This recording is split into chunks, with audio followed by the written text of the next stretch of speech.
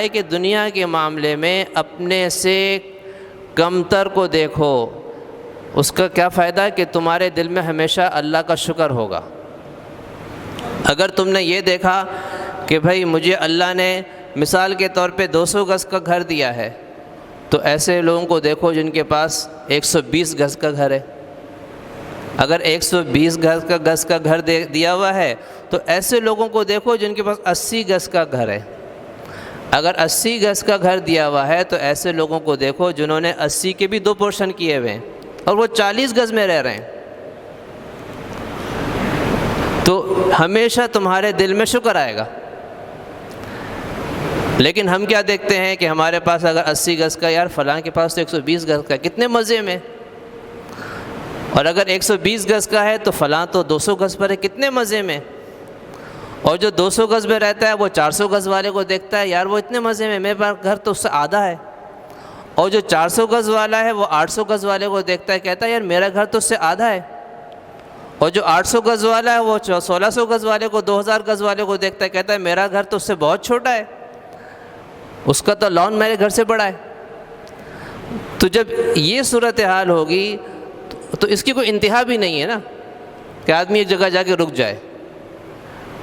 ہر آدمی جتنا بھی اس کے پاس مال آتا ہے وہ اپنے سے اعلیٰ ہی کو دیکھ رہا ہوتا ہے۔ اس کو اللہ نے 800 گز کا دے دیا، پھر اس کی نظر جائے گی، اٹھے گی 2000 گز والے پر۔ اگر اس نے محنت کی 2000 گز کا اپنا بنگلہ بنا لیا تو اس کی پھر نظر جائے گی 4000 گز والے پر۔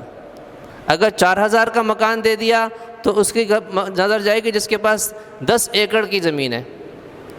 تو ہر آدمی اسی طرح اوپر والے کو دیکھ رہا ہے، اس کا نتیجہ یہ نکل رہا ہے کہ اس کے دل میں ہمیشہ شکایت ہی شکایت ہے، زبان پہ شکایت ہی شکایت ہے،